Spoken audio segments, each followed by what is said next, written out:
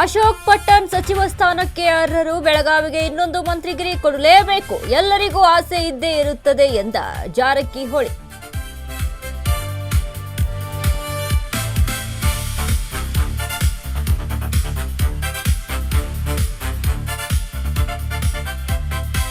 ಇವರು ವ್ಯಾಪಾರಿಗಳ ಪುಡಿ ರೌಡಿಗಳ. ಶಿವಾಜಿನಗರದಲ್ಲಿ ಅಧಿಕಾರಿಗಳ ಮೇಲೆ ದಾಳಿ, ಫುಟ್ಪಾತ್ ತೆರವಿಗೆ ಬಂದಾಗ ಹಲ್ಲೆ.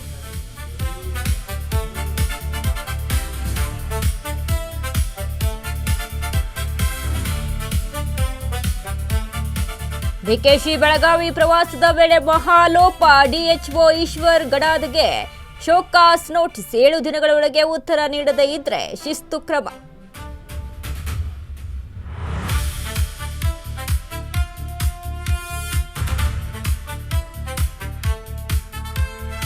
ಬೆಂಗಳೂರಲ್ಲಿ ರಾಜಕಾಲುವೆ ಒತ್ತುವರಿ ತೆರವಿಗೆ ಪ್ಲಾನ್, ಶೀಘ್ರದಲ್ಲೇ ನಡೆಯಲಿದೆ ಮೆಗಾ ಆಪರೇಷನ್. ಮತ್ತೊಂದು ಬಿಸಿ ಮುಟ್ಟಿಸಲು ಜಿಬಿಎ ಕೌಂಟ್ ಡೌನ್.